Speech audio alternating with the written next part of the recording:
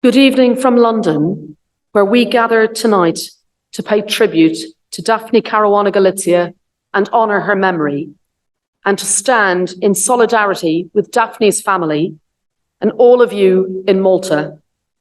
You can see me, you may not be able to see everyone here, but this church in London is crammed with supporters who stand with you in Malta, 2,000 kilometres away. Today marks 5 years since Daphne was brutally murdered in an assassination which sent shockwaves across Europe. It's 5 years to the day since she signed off her last ever blog with those words which are now seen as being prescient and which have echoed around the world. There are crooks everywhere you look now. The situation is desperate. Daphne was a brilliant, brave, dogged journalist who honed her craft, her no-holds-barred investigative journalism, shining a light in the darkest of corners over decades, often sitting at the kitchen table where she spent her last few hours with her eldest son, Matthew. Now, we've heard today from other speakers about what has happened in the 5 years since. And make no mistake, much has been achieved. As Roberta Metsola said, Malta has in many ways been fundamentally altered by what has happened. There have been widespread changes across Europe and internationally as a result of Daphne's killing. We have been forever altered by what has happened. And for me, the words of the US poet W.S. Merwin in his poem Separation have particular resonance. And he said, "Your absence has gone through me like thread through a needle. Everything I do is stitched with its color." And everything for these 5 years has been stitched with the color of Daphne's assassination and what happened on that dreadful day. We've seen resignations in Malta, including the resignation of a Prime Minister, Joseph Muscat, in 2019. We've seen arrests and criminal charges, including against businessman Jorgen Fenech, indicted in 2019 for alleged complicity in Daphne's killing and conspiracy to commit murder. We've seen a 15-year sentence for Vincent Muscat, a member of the gang that planted the bomb. And on Friday, after years of delays and attempts to derail the proceedings, we finally saw the two brothers each sentenced to 40 years imprisonment after admitting to Daphne's murder on the first day of their delayed trial. We've also seen, as you've heard, an innovative public inquiry take place in Malta, and a damning report, 437 pages of it, published in August 2021, finding that the Maltese state should shoulder responsibility for Daphne's death. And as we've seen, there has been an invigoration of civil society in Malta, a determination to secure much needed change. Much has been achieved, but it is nowhere near enough.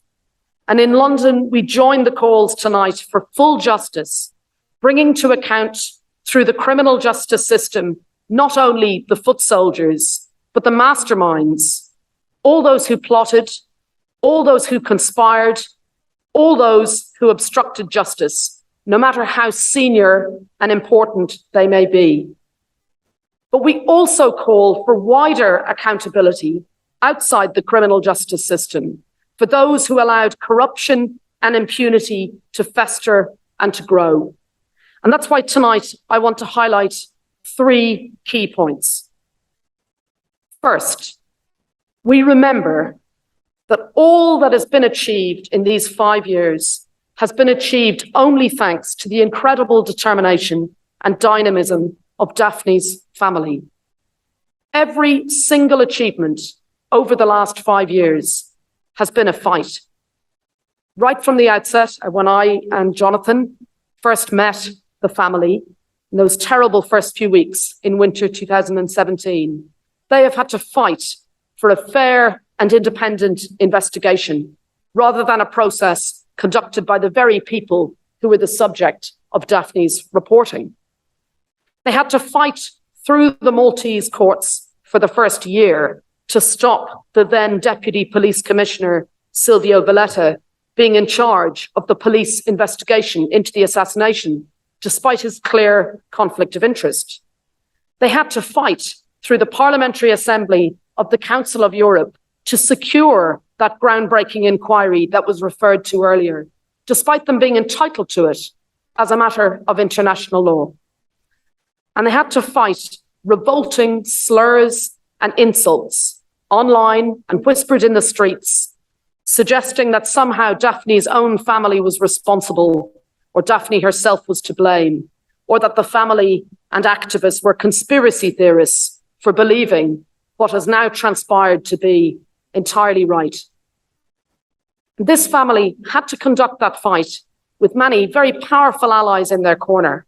Activists in Malta, the Maltese diaspora around the world, including many of you here today in London, international NGOs, EU and Council of Europe politicians at the highest levels, as we've seen today, UN experts, fellow journalists, many of you who are here today. But a bereaved family should not have to fight this hard to get the investigation they're entitled to secure answers, accountability, and action. And when a journalist is assassinated, he or she should not have to have a brilliant, determined family like this, or powerful allies like this, in order to secure answers, accountability, and action. It is simply not good enough.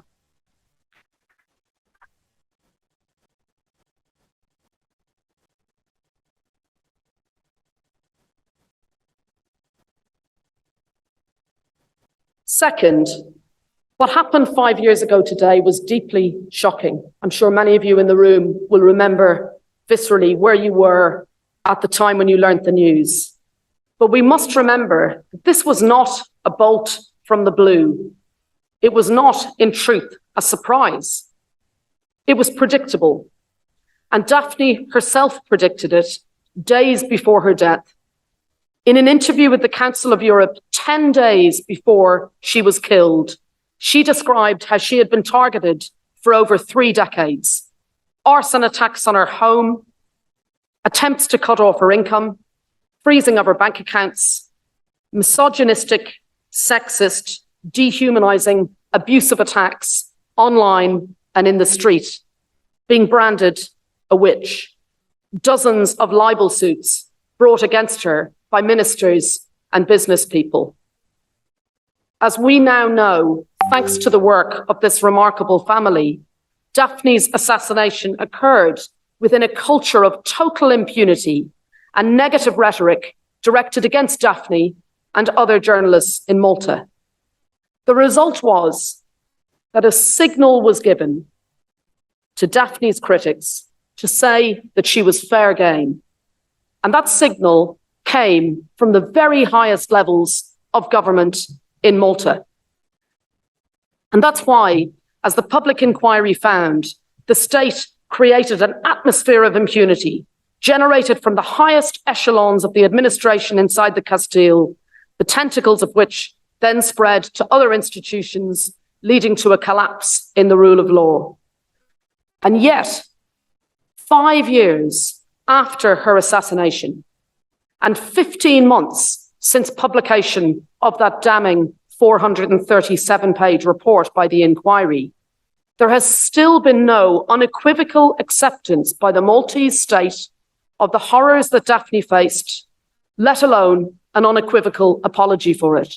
And frankly, that's disgraceful.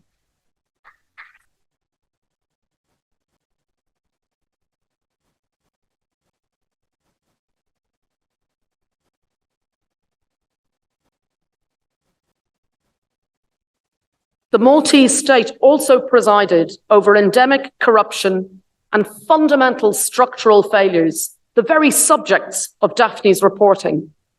Just one example.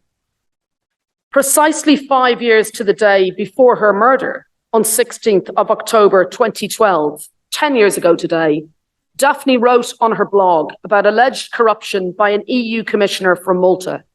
And yet it's taken a decade, until 2022, for that matter to even come to court, and it remains unresolved.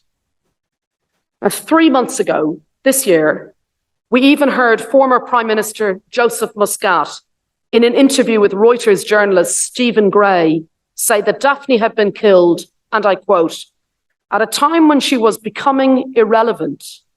Government had survived her most virulent onslaught, so for me, personally, it was almost a time of sitting back, taking the popcorn out and enjoying the show."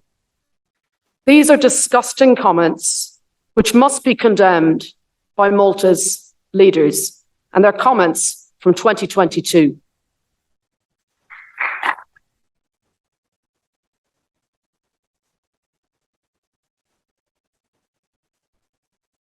And third and finally, it is fitting that we are gathering here today in London to support the family and our colleagues in Malta. Daphne wrote about London regularly. She wrote for years before her death about money laundering, prostitution, and trafficked women in London with grubby financial links to Malta. She wrote acerbically and brilliantly about UK politicians and power. See, for example, her gleeful May 2016 blog about a Muslim, Sadiq Khan, replacing as Mayor of London what she called anti-EU, anti-immigrant, flamboyantly English Boris Johnson. Or indeed, in July 2017, on Boris Johnson, then Foreign Secretary, she wrote a blog entitled, "Never Have We Needed Diplomacy More. Instead, we have Boris Johnson." But of most relevance today to the London link is the fact that many of those threatening legal letters which bombarded Daphne in the final months and years of her life came from London law firms.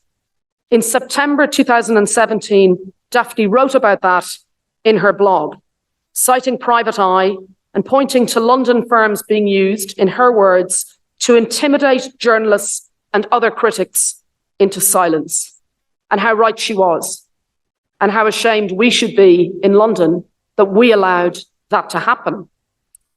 Because whilst that climate of impunity festered in Malta, the world stood idly by. The UK and other countries across Europe ignored what was happening under their noses and left Daphne to her fate. And today, the 16th of October, is also the anniversary of Desmond Tutu being awarded the Nobel Prize in 1984.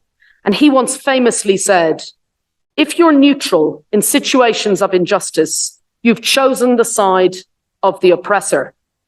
If an elephant has its foot on the tail of a mouse and you say that you're neutral, the mouse will not appreciate your neutrality." Daphne was the mouse. Malta was the elephant. The world chose then to stay silent, to be neutral. And that was, in effect, a decision to leave Daphne to her fate, to allow Daphne to be trampled underfoot. In the decades leading up to her assassination in 2017, the world failed to act to protect her. The international community failed to take action to hold Malta to account. They failed to act in 2017. And 5 years on, it is long past time for the UK and all other states who claim to believe in the importance of freedom of expression to act. They failed Daphne then. Now they must hold Malta to account and ensure the long-awaited and much-needed change which Daphne's family and Malta need and deserve comes to pass. Thank you.